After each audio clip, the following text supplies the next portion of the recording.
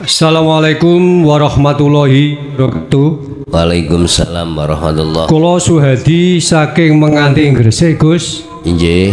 Badhe nangkletaken awal mulanya rohaniyah bisa beriman kepada Allah, Gus.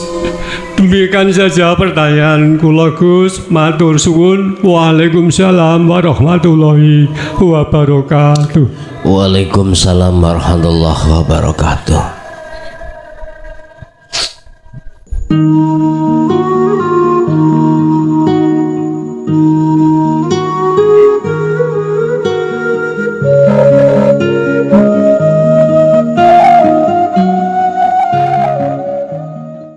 Assalamualaikum warahmatullahi wabarakatuh.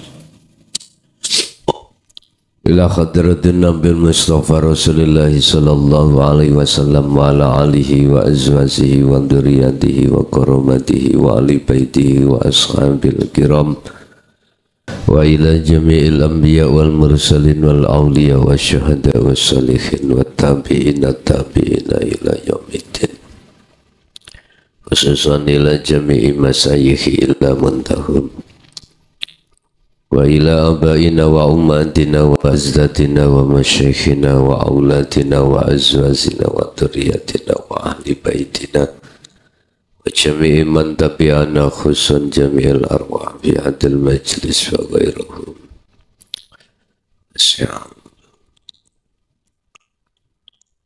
Al-Fatihah.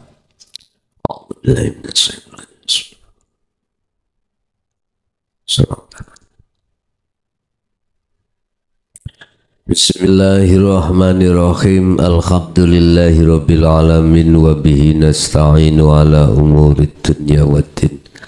Asyhadu an la ilaha illallah wa asyhadu anna Muhammadan abduhu wa rasuluh. Allahumma salli wa sallim wa barik alaihi wa ala alihi wa ashabi ajma'in, amma ba'du. An Abi Mas'udin Uqdata bin Amrin al-Ansari al-Badri radhiyallahu anhu qal, hadis dari Ibnu Mas'ud dawuh, beliau berkata, qala Rasulullah, takon sapa Ibnu Mas'ud, qala dawuh sapa Rasulullah dawuh, berkata Rasulullah berupa apa? Inna mimma adrakan nasu min kalamin nubuwatil ula, sesungguhnya perkara yang telah dimengerti banyak manusia pada zaman para nabi terdahulu tentang ungkapan. Sesungguhnya ungkapan yang terkenal pada masa kenabian dahulu adalah idza lam tastahi fasna ma syi'ta. Idza lam tastahi, tatkalane ora isin sira, fasna mongko agawe sira ma ing apa sita kang karep sapa sira. Jikalau kau tidak malu, maka berbuatlah sesukamu. Ini maksudnya hadis adalah pengancaman.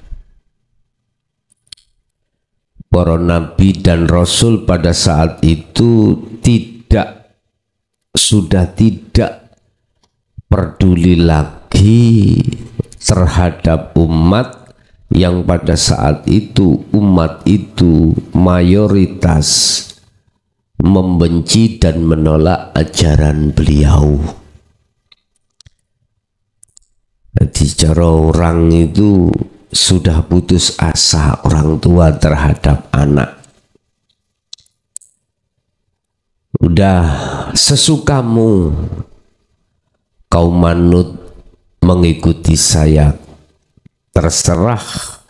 Menolak atau tidak mengikuti saya juga terserah. Ini makalah yang terkenal yang dimengerti banyak manusia pada saat kenabian dulu. Sehingga selain Nabi Muhammad itu mayoritas terakhir kesimpulan ngambil spekulasi seperti itu. Jikalau kau tidak mau, nggak kena aku eman, ya terserah kau lah. Begitu. Sebab pada saat itu memang dari zaman ke zaman umat itu menolak ajaran para rasul. Ini menolak, Pak. Hanya satu ajaran Rasulullah. Ani butullaha, arahkanlah ruhaniyahmu hanya pada Allah. Imanlah ruhaniyahmu itu hanya pada Sang Yang Tunggal. Hanya itu. Wajtanibut tawud, dan keluarlah kau dari belenggunya nafsu. Hanya itu. Sehingga digambarkan zaman Nabi Lut, ada laki-laki suka laki-laki, wanita suka wanita. Pada saat itu kan gambaran aja. Cuman substansinya maksudnya adalah manusia sudah tidak mau lagi disuruh menanggalkan ruhaniyahnya itu berkasih mesra terhadap kesenangan dunia. Berarti gak zaman dahulu saja, juga sekarang sama. Cuman waktu dan momennya itu gak sama. Bajunya tidak sama, cuman pelakunya sama. Laksana seperti itulah. Banyak sekarang yang menolak ajaran-ajaran dinul haq yang bersumber dari Al-Quranul Qadim. Ditolak. Seperti halnya saya mengungkap hadis ini dari sudut batiniyah atau makna sirinya itu di situ. Kalau makna zahirnya sudah jelas lah. Inna mimma adroka, sak temene perkara adroka kang den kenal sapa annasu menungso min kalamin nubuwah, saking ungkapan para nabi al-ula kang dulu kang biyen iku idza lam tastahi. Lah ini ya udah, kau tidak mau ikuti syariatku, terserah Anda. Gitu lah ungkapan-ungkapan yang disampaikan oleh para rasul. Idza lam tastahi fasna ma syi'ta, itu terkait apa? Hadis selanjutnya pada 21 tentang masalah iman. An Abi Umar wakilah Abi Umar Sufyan bin Abdillahi Thaqafi radhiyallahu anhu qol, dawuh sapa Abi Umar, kultu ngucap sapa ingsun Rasulullah ing Kanjeng Nabi. Ingsun sapa? Abi Umar. Kul ya Rasulullah, dawuhi takon li ajari panjenengan lima ing ingsun fil islami ing dalem perkara Islam. kaulan ing siji ucapan la as'alu anhu, ucapan la as'alu kang ora takon anhu saking kaul ahadan takon ing menungso ghairu kang sakliyane ira. Abi Umar iku dawuh tekok utawa ia takon bertanya terhadap Kanjeng Nabi, ya Rasulullah, katakanlah terhadap saya tentang Islam. Ucapan pertanyaan saya ini tidak akan aku tanyakan terhadap seseorang kecuali terhadap panjenengan, terhadap engkau lamun engkau menjawab. Kolan jawab sopo Kanjeng Nabi, cuman satu jawabannya. Iki takok Islam dijawab langsung ihsan, ya bisa dikatakan gitu.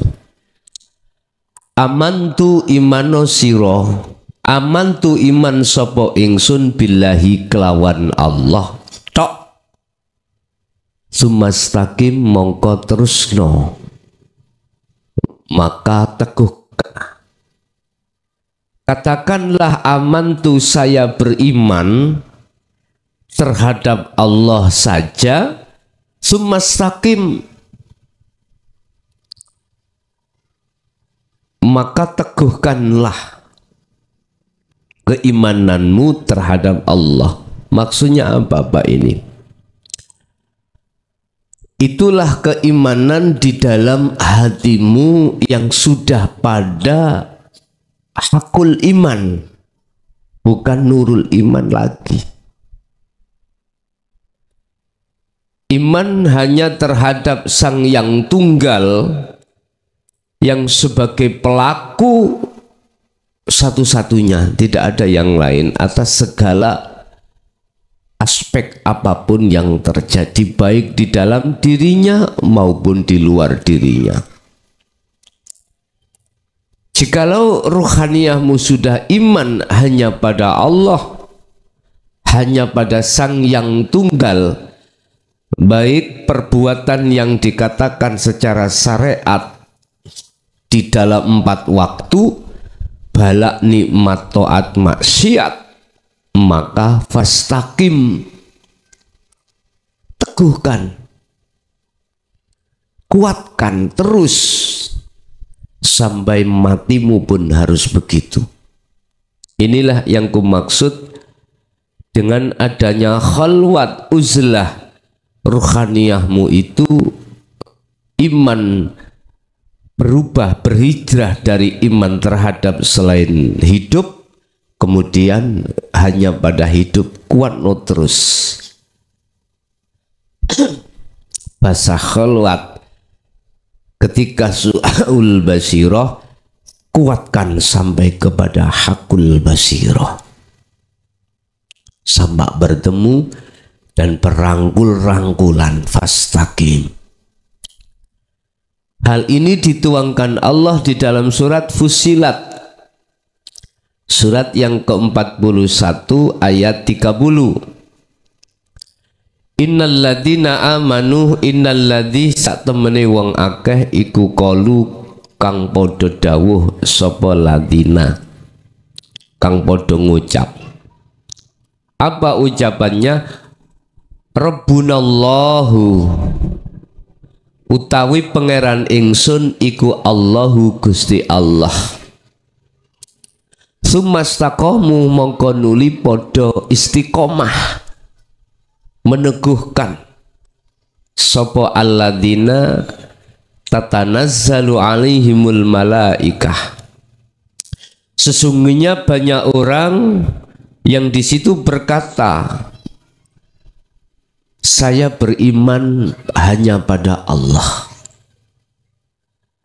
Sumastaqamu, lalu saya bersikukuh hanya padanya. Artinya ruhaniyah yang sudah sampai pada sirul asror, sudah mengenal Allah lewat su'aul basirah untuk menuju hakul basirah. Untuk menuju hakul basirah itu summastaqamu, dia terus istiqomah dalam berzikir. Kalau ini sudah dilakukan, tatanazzalu, mongko podo mudun alaihim ing atase mereka yang berzikir tadi sapa al malaikatu, piro-piro malaikat, tentunya atas dasar perintah Allah. Berarti jenengan yang selalu mengistiqomahkan zikir untuk sampai pada hakul basirah, itu Allah memerintahkan malaikatnya untuk turun. Nyapa turun? Kei buka apa kei ngombe ya? Perlu dipertanyakan juga. Mereka berkata, alla takhafu wala takhzanu wa abshiru bil jannah. Janganlah kau khawatir, gelisah,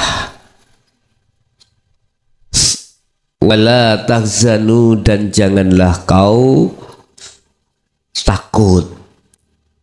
Otomatis, Pak. Inilah yang kumaksud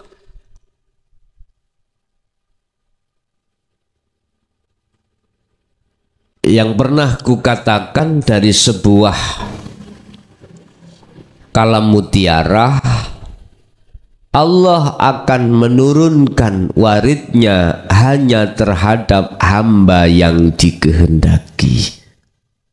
Siapa warid? Adalah malaikat Allah. Siapa hamba yang dikehendaki? Merekalah yang sudah mengistiqomahkan zikir di dalam sirul asrar. Ini diisyaratkan dalam hadis di sini tentang masalah ayat ini tentang masalah Rabbunallaha summastaqamu. Kalau dalam hadis tadi amantu billahi fastaqim, sama ini statusnya. Apa? Hati atau ruh yang sudah di titik hakul yakin, di titik ruhaniyah itu iman hanya pada Sang Yang Tunggal. Berarti inilah pelajaran yang sudah kita terima di jalur dinul haq. Di situ ada pembimbingan berupa bagaimana caranya ruh menancapkan iman yang sebenar-benarnya hanya terhadap Sang Yang Tunggal. Maka ayatnya diteruskan summastaqamu, hadisnya diteruskan fastaqim, sama Pak. Istiqomah no terus zikirmu sampai kapanpun. Cuman mengapa Jaya Baru memberikan waktu 40 hari 40 malam? Itu adalah start pertama sebagai barometer Anda untuk lebih tekun. Waktu-waktu digunakan hanya fastaqamu, hanya berzikir istiqomah itu tadi. Yang kedua, supaya terlepas dari 40 hari 40 malam, Anda dengan mudah membiasakan diri hati berzikir sekalipun menghadapi kondisi apapun. Mudah nantinya. Karena 40 hari 40 malam dengan giat Anda lakukan yang tanpa punya tendensi apapun. sebetulnya dikatakan Allah di dalam surat Al-Hijr ayat 99. Sampai kapankah Rasulullah berkholwat itu? Sampai kapankah Rasulullah beruzlah seperti itu? Sampai kapankah Rasulullah membawa selalu tali Allah tersebut? Dijawab dalam surat Al-Hijr ayat 99, sampai mati.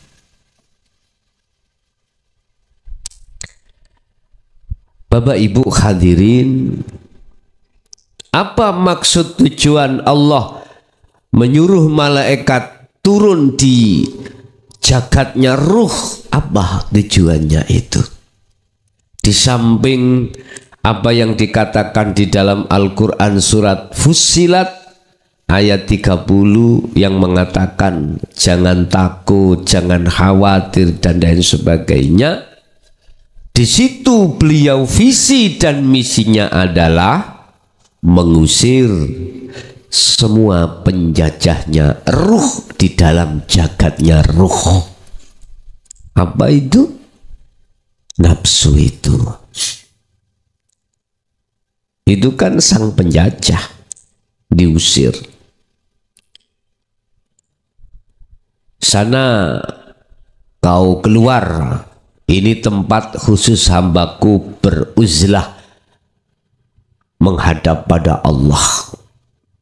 Min asrafil majalis, ketahuilah he nafsu, ini salah satu tempat yang disucikan Allah.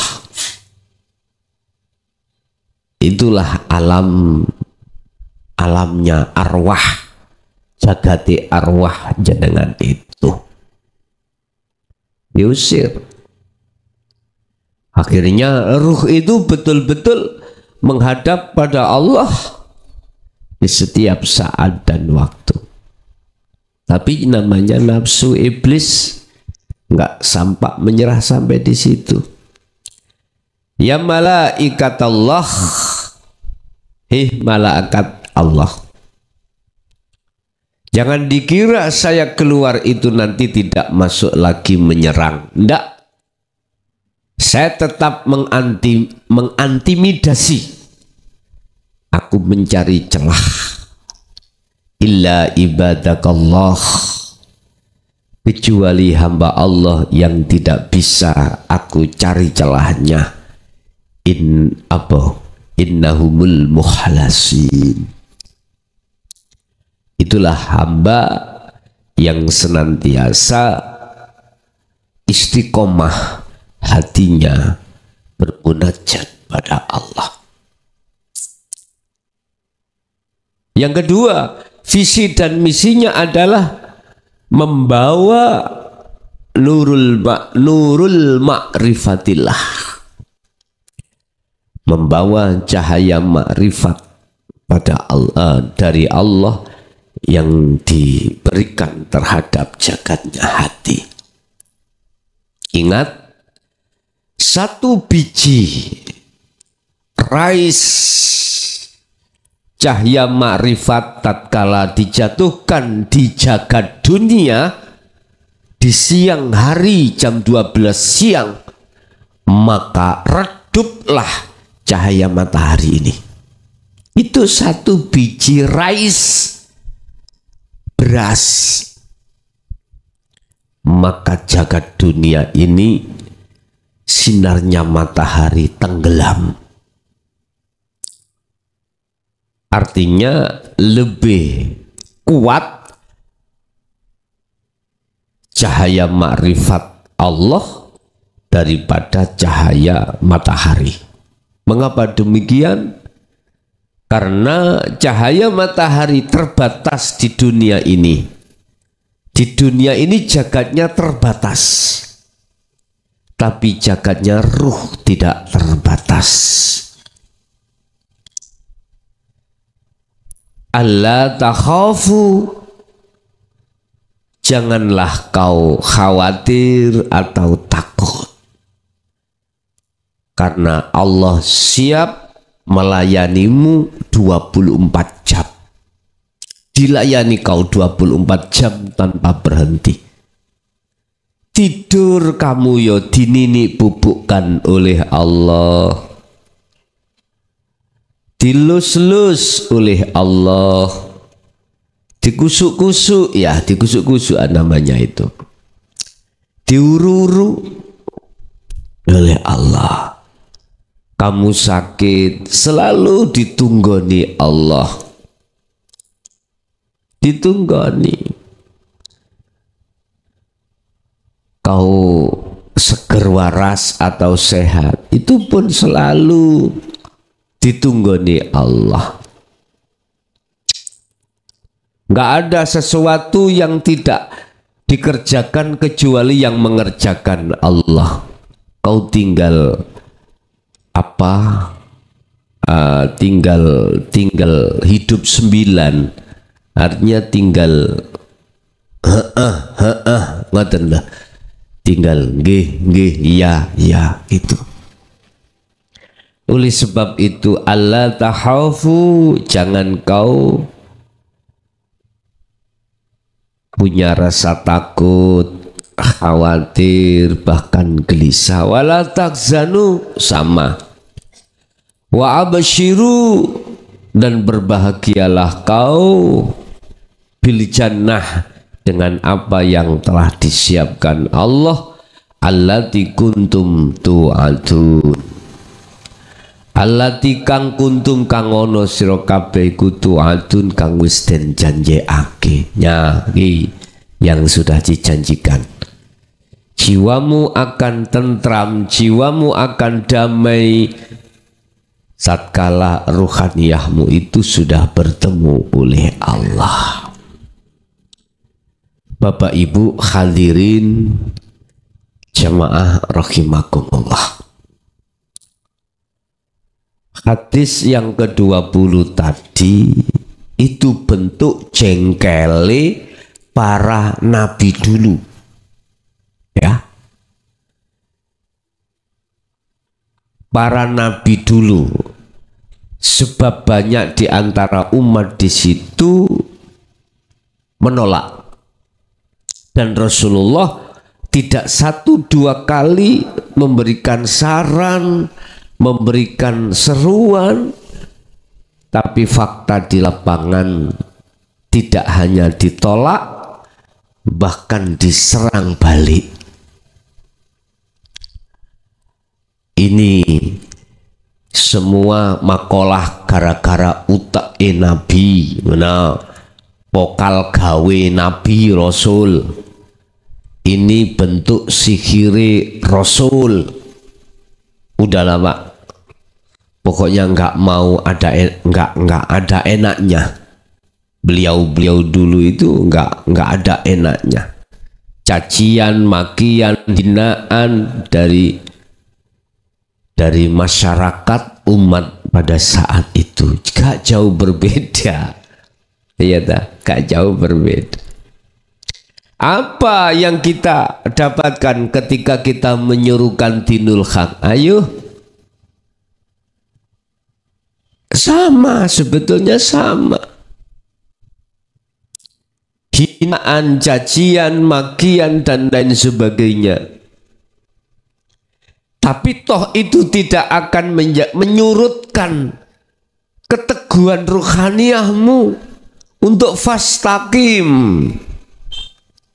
untuk terus mengistiqomahkan khalwat keteguhan hatimu pada Allah. Ini dalam hal pribadi. Kalau hal dalam umum, apapun rintangan di situ tidak menjadikan satu halangan untuk tidak kita serukan terkait hukum hakikat makrifat ini. Tapi pada saat dulu yang terkenal kalimah yang dikenal oleh seluruh umat, kalamun nubuwah al-ula, adalah beliau itu mengatakan ya wis sakarepmu rek nek ngunu. Lah ini teman, bahasa seperti itu sudah pasrah. Udah aku tak berhenti untuk bicara, tidak akan bicara, tidak akan menyerukan hukum-hukum hakikat ini, semuanya sudah selesai, terserah kau. Di dalam tatkalane kui ora seneng fasna ya, yes terserah kau.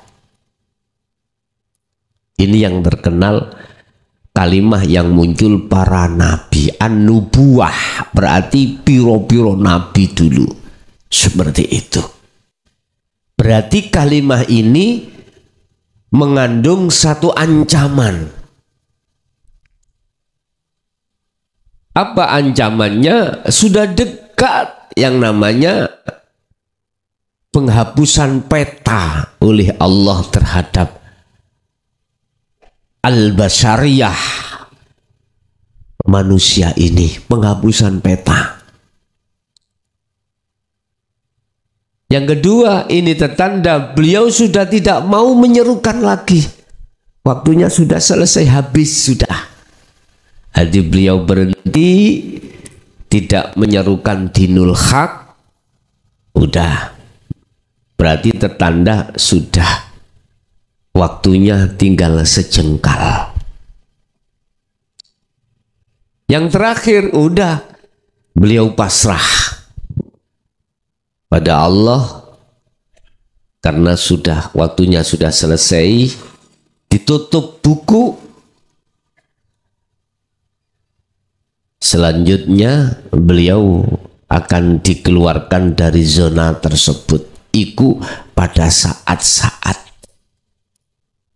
zaman kenabian dulu. Tentunya setiap rasul dikasih tahu oleh Allah, udah kamu selesaikan sampai ini, udah. Mesti Pak itu. Mulai zaman Nabi siapapun seperti itu. Terakhir zaman Nabi Muhammad sampai sekarang.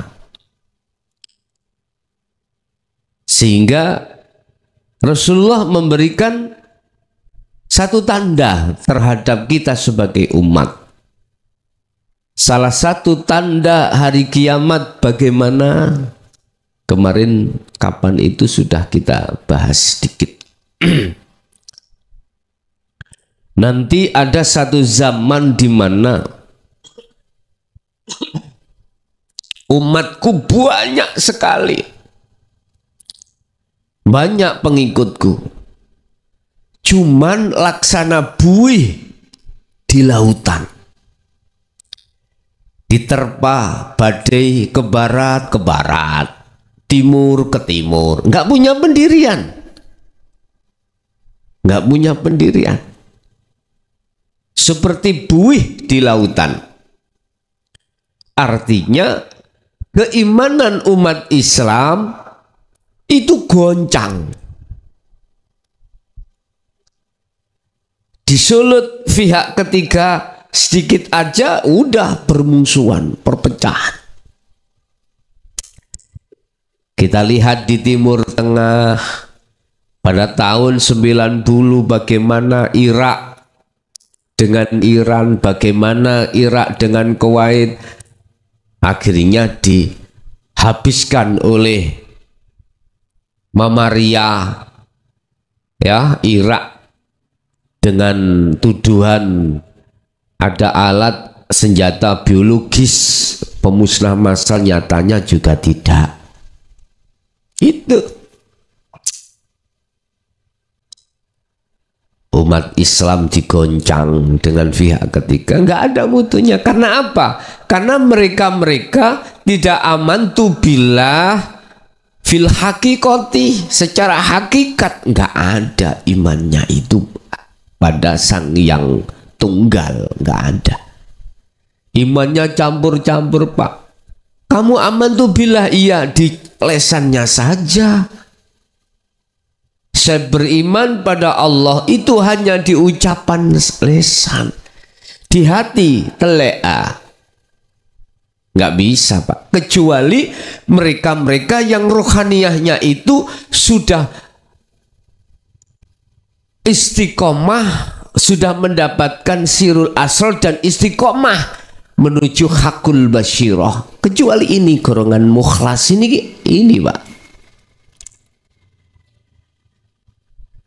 Ya mohon maaf, sepanjang kami dididik di thariqah berpuluhan tahun, iman masih pada makhluk Pak. Ada makhluk. Nggak ada penegasan harus pada sang yang tunggal ini. Cuman kau harus ketemu tracai kuntulmi bermek ngono tok. Tandane kuwi nek wis mlebu nang alam gung lewang liwung. Siapa nggak bingung, Mbak? Muter-muter mencari gali kangkung. Muter-muter setiap kangkung dipetek ning kali dulu itu. Dilihat ya bolong, Pak. Endi gali?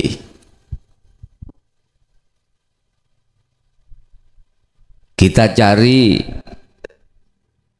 metode, disuruh mencari sesuanya angin, nggak pernah tahu. Wong metode nggak disampaikan yang dengan jelas ya susah. Sekarang enggak, sudah. Metode disampaikan, tinggal kita berjalan hanya sesuai dengan ayat ini, hadis ini. Amantu billahi fastaqim. Loh ini loh kesimpulannya semua. Wong yang ditanyakan Abu Hurairah itu tentang Islam, mengapa di sini jawaban Rasulullah itu kok gak engkau la ilaha asyhadu alla ilaha illallah wa anni Muhammad, kok gak seperti itu? Kok malah jawabannya Kanjeng Nabi itu adalah qultu amantu billahi fastaqim. Kok jawabannya begitu? Lah lucu tuh ya. Ini jawaban ihsan, Pak. Tanyai Islam tapi jawaban beliau ihsan. Ya ini substansinya. Sudah benar. Artinya Islam iman ini dalam ihsan. Sudah diringkes sistemnya. Kalau kita jabarkan pada dunia hakikat kita, udah sirul asr begini. Tanamkan, sadarkan rohaniyahmu, hanya sang yang tunggal itu yang berperan atas segala apa yang ada dirimu dan di luar dirimu. Tanamkan terus. Sambil lisannya hatimu mengucapkan Allahu, Allahu, Allah. Rohaniyahmu imankan, rasakan, di situ ada hidup yang belum kau bisa lihat. Gak apa-apa, laksanakan terus. Sambil keluar masuk hatimu, nafasmu, baca itu, lisanmu mengucap Allah, tapi rohaniyahmu harus merasakan itu. Terus, kalau kau sudah iman betul loh ya, sampai kapan fastaqim? Kalau dalam surat Fussilat tadi sumastaqamu lah, teruskan, teguhkan, istiqomahkan terus.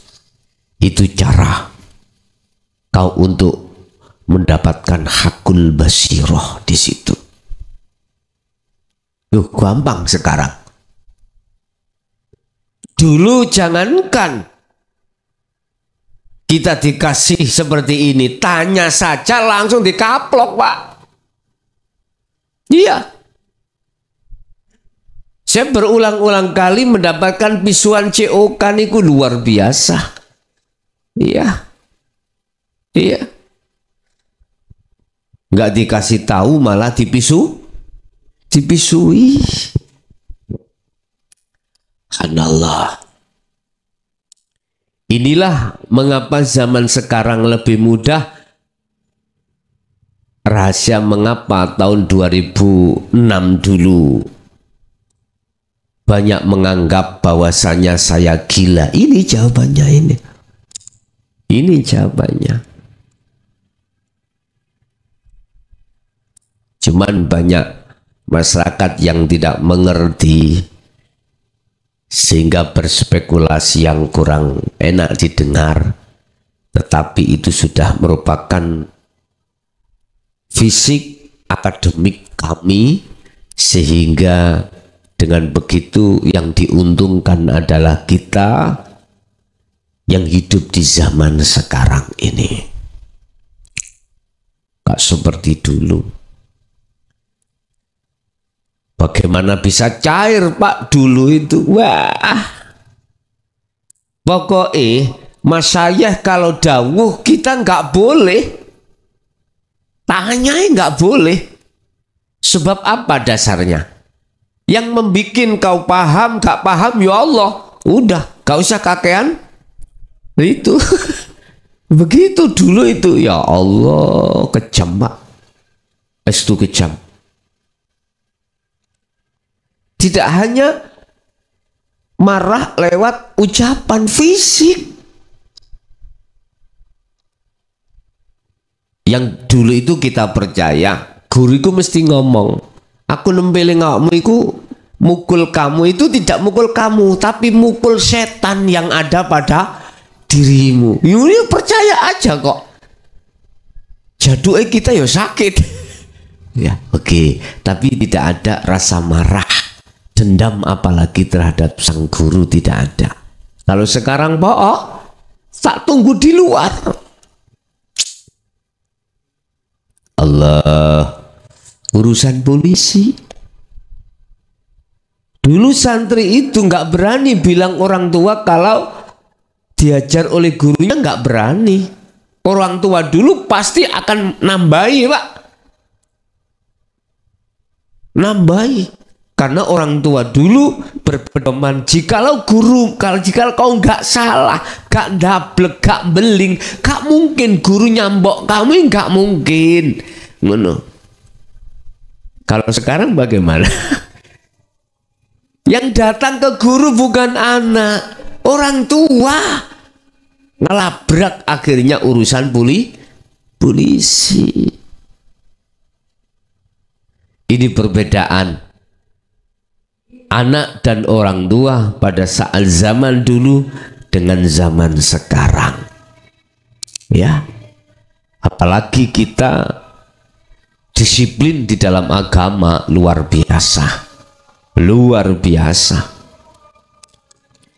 Anak dulu sekarang kalau sore kalau nggak pakai sarung Pak, kalau ngumpul di rumah, wah orang tuanya yang gegeran. Harus ke surau, harus ke langgar. Kalau sekarang itu nggak boleh tidur di rumah, nggak boleh. Mengapa nggak boleh? Wong tua di rumah ben berkasih mes sampai istrinya itu gak ono sing ganggu mangkane anak ya akeh. Nah, sebenarnya nggak gitu, gak ono sing dibadok. Dah. Bapak Ibu hadirin jamaah rahimakumullah.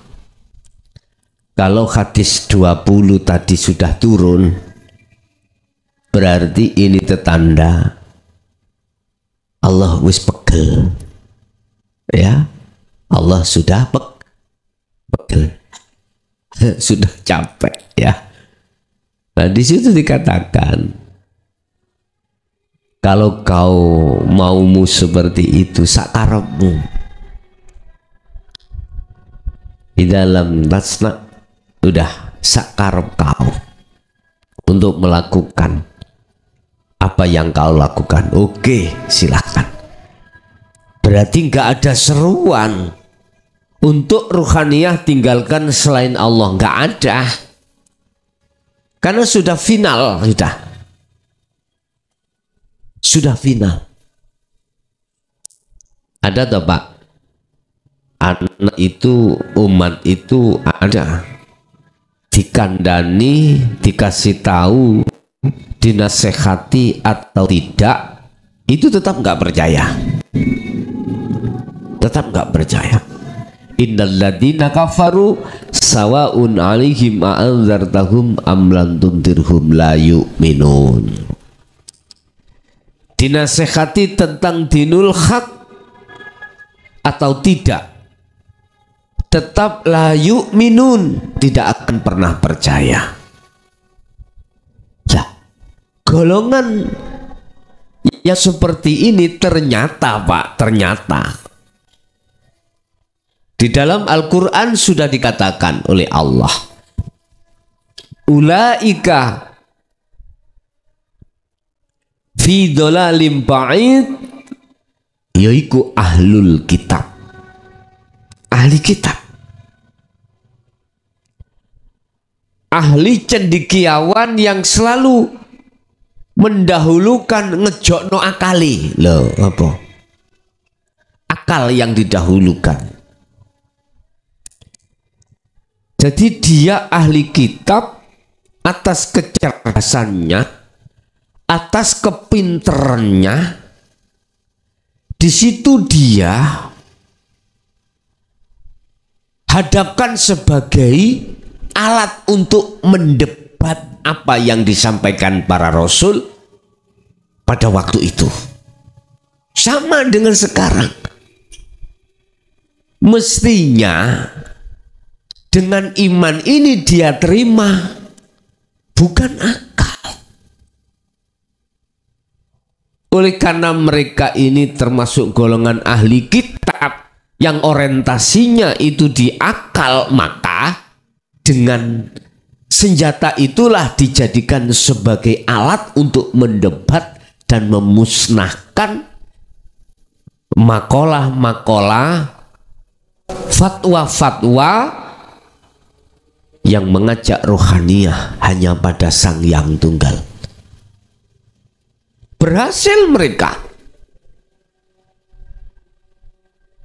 Terkuburlah ajaran ini mulai saat zaman Sayyidina Ali karamallahu wajhah sampai tahun 2014 ini tenggelam dia. Udah tenggelam. Hanallah, nggak ada yang berani berbicara tentang dinul haq di tengah masyarakat umum. Lawang bicara di tengah masyarakat khusus aja, di situ masih bisik-bisik, sembunyi-sembunyi. Diatur kalimahnya pakai takwil, kalimahnya pakai isaroh, tidak terang-terangan. Yes, memang begitu Pak. Tenggelam laksana ikan lele mau jombol ditutuk, jombol ditutuk, jombol ditutuk. Dia tadi raja masa keemasan, tapi sekarang sudah mulai loh roda berputar Mak. Kata Joyoboyo, tenggelame watu hitam,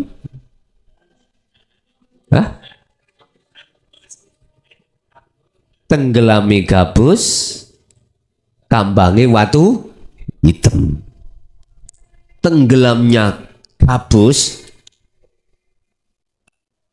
terus terapungnya watu hitam. Watu kok terapung kok ya piye lah, gak masuk akal. Caranya bagaimana biar batu itu terapung? Airnya dihilangkan, terapung. Bagaimana gabusnya tenggelam? Ya di bawah apa? Di bawah batu. Wong airnya di bawah batu. Airnya kan habis Pak. Loh, gabusnya ya melak mudun. Apa? Isi dunia di dalam hati kita laksana air. Ini yang menenggelamkan rohaniahmu. Kesenangan dunia ini yang menenggelamkan. Tenggelamlah rohaniah kita.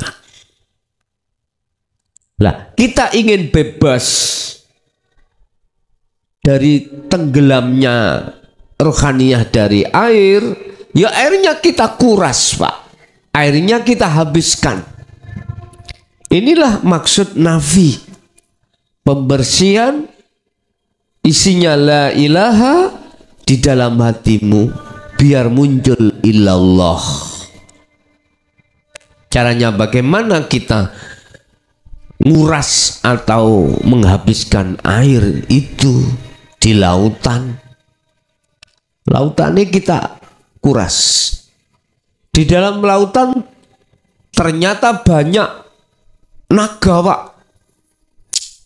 Anda nggak bisa menang kalau Anda perang melawan naga di situ. Sebab naganya di dalam laut. Kau kalau di dalam laut nggak bisa bernafas. Bicaranya kau menang atau kau tidak akan pernah menang tarung sama ikan paus. Wong tarungmu itu di alamnya ikan paus. Ruhaniyah tidak akan pernah menang melawan nafsu. Lah ruhaniyah perangnya di alamnya nafsu, kekarapan apapun. Caranya bagaimana? Hilangkan air itu, kuras, Pak, dikuras, disedot, bikin diesel ya. Wah, habiskan, ikannya mati dewi nanti. Kau nggak usah perang, pausnya mati sendiri. Naganya mati sendiri nantinya. Wong naga itu ada di dalam laut. Artinya kehendak apapun dalam diri kita, kita nafikan, kita fanakan, kita buang semuanya. Barulah Anda dikatakan sebagai pemenang. Sama itu tadi ya, sekarang zamannya sudah begitu. Sehingga tiap saat, tiap waktu, mengapa fastaqomu, kata surat Fusilat ini tadi, sumastaqomu, terus istiqomah no. Kau berzikir sirul asor sampai ke puncak fana'udzikri. Itu semata-mata dalam hal peneguhan imanmu, pembunuhan karakter nafsu dalam dirimu. Oke, itulah Bapak Ibu apa yang bisa kami sampaikan terkait hadis 20 dan 21. Urusan hari raya belum khatam, yuk kita teruskan setelah hari raya. Riyaya ya urusan riyaya dewi kon, urusan ngaji ya ngaji. Gak iso ngaji ning kene ya ning YouTube ngoten mawon, apa bingung. Ini tadi kemarin sudah kami hisab atau kami ukur dengan rubuk matahari jatuhnya 1 Syawal mungkin ya. Untuk Jaya Baru itu hari Kamis maghrib itu sudah takbir kita, itu sudah jatuh 1 Syawal untuk Jaya Baru loh ya. Untuk yang lainnya terserah. Urusan dewi. Sekarang sudah hari Selasa, besok Rebo mancing. Gak kerja. Tadi sudah hari terakhir kerja, besok cuti. Lah, ngaji tetap jalan, Pak. Urusan kui mulai gak mulai, urusan jenengan. Masih wong sitok gindil tak cekno. Nah, kurang apa sih? Ya. Cuman nanti entah waktunya dialihkan atau enggak, apa kata nanti. Ada pemberitahuan selanjutnya. Oke, itu mungkin ini untuk pribadi Pak ya. Untuk pribadi tentang 1 Syawal ya. Saya tidak mengajak yang lainnya ndak.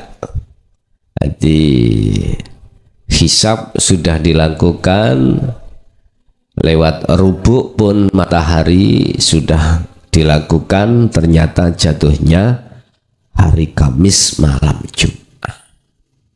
Yes. Kita nunggu pemerintah ru'yah hilal Pak ya. Kita ngeru'yah hilal, nanti jatuhnya apa terserah. Yang penting Jaya Baru habis maghrib, menjelang maghrib hari Kamis itu Allahu Akbar. Oke, kita masuk pada session tanya jawab dan dialog Bapak ya. Yang di majelis maupun di luar silakan, kami tunggu. Assalamualaikum warahmatullahi wabarakatuh. Waalaikumsalam warahmatullahi. Kula Suhadi saking Menganti Gresik Gus. Injih. Badhe nangkletaken awal mulanya rohaniah bisa beriman kepada Allah Gus. Demikian saja pertanyaan kula Gus. Matur suwun. Waalaikumsalam warahmatullahi wabarakatuh. Waalaikumsalam warahmatullahi wabarakatuh. Awal mula ruhaniyah dikatakan beriman pada Allah setelah dia itu lama banget hatinya itu menyekutukan Allah.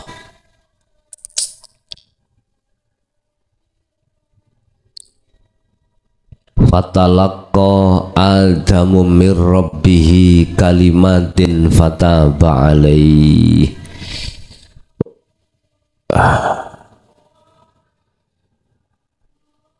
Ketika ruhaniyah ini sudah sadar bahwasanya selama ini ruhaniyah menyekutukan Allah,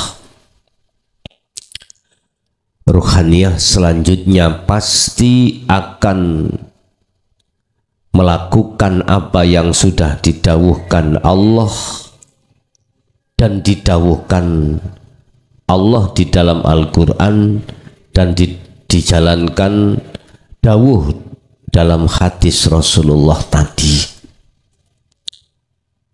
Kalau kita awal mula bertanya itu, awal mula sadarnya itu karena pertama ketika Rasulullah menghadapkan ajaran dinul haq dan disertai hidayah Allah, itu awal mula rohaniyah sadar diri.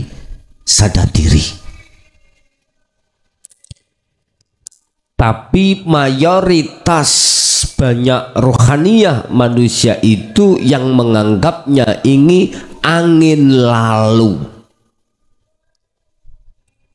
nggak goyah belas rohaniyah. Hitungan sedikit rohaniyah itu menerima dinul haq ini, hitungan sedikit, karena dia tidak memakai akal tapi memakai naluri, memakai iman, sehingga bisa menerima ini. Disitulah awal kesadaran rohaniyah seseorang itu, kalau selama ini dia itu berlaku menyekutukan Allah. Yukhadi'unallaha walladzina amanu wa ma yakhda'una illa anfusahum wa ma yash'urun. Al-Baqarah. Sesungguhnya mereka ini sebetulnya memungsuhi Allah. Dia tidak merasa kalau setiap saat dilayani Allah. Dia tidak bisa melihat sesuatu yang halus pada dirinya atau di luar dirinya yang selalu melayani. Itulah Sang Yang Tunggal. Sebab tanpa itu tidak akan pernah terjadi kita bisa makan, minum, bekerja, dan lain sebagainya. Tidak akan pernah bisa. Subhanallah, tatkala ruhaniyah sudah bolong hatinya, sudah menerima ajaran ini, dia pasti akan ditanamkan Allah yang namanya kerinduan untuk betul-betul bertemu terhadap Allah. Allah menanamkan guru sejati. Allah menyiapkan semua apa yang perlu disiapkan dalam rangka menerima Anda. Dibimbinglah kita, selalu diberikan hidayah petunjuk untuk bisa sampai pada Allah. Fatalaqqa, Nabi Adam bisa sampai kembali pada Allah karena satu, Pak. Fatalaqqa Adamu, fatalaqqa mongko gelem nerimo sapa Adamu Nabi Adam mir rabbihi, saking pangerane Adam. Nabi Adam mau menerima apa yang datangnya dari Allah Tuhannya. Apa? Kalimatin. Inilah dinul haq. Ketika beliau sudah mau menerima dan tertanamlah dalam hati rindu bertemu Allah, fataba alaih, Allah akan menghapus seluruh kesalahan baik yang dilakukan oleh jasmani, lebih-lebih rohani. Sebetulnya Pak, kesalahan yang paling fatal, paling berat adalah rohani, menyekutukan terhadap Allah. Kalau jasmani mah mohon maaf, menurut pandangan hakikat jasmani itu maksiat kecil-kecil. Rohani ini yang terbesar. Apa? Menyekutukan Allah, menyamakan sesuatu di atas, menderajatkan sesuatu sama dengan Allah. Buktinya mana? Tapi kita nggak terasa. Siapa yang kasih kau? Si A, si B. Siapa yang bikin ini? Si A, si B. Iman kita dihadapkan situ, sama halnya kita mensederajatkan si A dan si B terhadap Allah di dalam hatimu. Apakah itu enggak menyekutukan? Makanya di dalam dinul haq kita temukan namanya syirik jali, juga ada syirik khafi. Itu saat kita menjadi orang yang pangkat, pasti zalim dengan pangkat itu. Saat kita kaya, pasti zalim dengan kekayaan itu pada Allah. Zalim terus, zalim terus. Subhanallah. Sekarang sudah sadar diri, itulah rohaniyah. Kalau ditanya sadarnya awal dari apa? Seruan guru sejati dan bersamaan hidayah Allah. Ini kalau tanya rohaniyah sadar, itu sebabnya di situ. Tanpa hidayah Allah tak akan rohaniyah itu sadar. Sebetulnya Pak, hidayah itu selalu turun. Cuman oleh karena rohaniyah kita menolak, akhirnya kita menganggap bahwasanya itu angin lalau. Ahli kitab inilah Pak yang menolak Pak. Wah, bukan orang kecil-kecil Pak ahli kitab itu. Orang wah, pokoknya wah dalam hal pikirane, dalam hal alim segala-galanya. Kalau ahli kitab saya katakan dari unsur kaya, ya wong sing sugih Pak. Bukan prejengan Anda yang gak punya apa-apa ini. Prejengan kita gak punya apa-apa. Justru orang yang seperti ini mudah nyantol, mudah menerima dinul haq. Karena apa? Penghalangnya tidak begitu berat. Mereka penghalangnya berat-berat Pak. Makanya berbahagialah hai kau orang fakir, orang miskin. Makanya mengapa Kanjeng Nabi, aku suk gembelno wong sing melarat, wong sing miskin. Wong beliaunya itu loh ya juga orang miskin, anak yatim piatu pisan dan lain sebagainya. Itu Pak ya. Lah terus kemudian kalau hatimu sudah amantu, kultu amantu billah, selanjutnya jenengan fastaqim, teguhno iman itu, bangunan iman itu dalam hatimu dengan mengistiqomahkan dzikir sirul asrar. Al-Fatihah.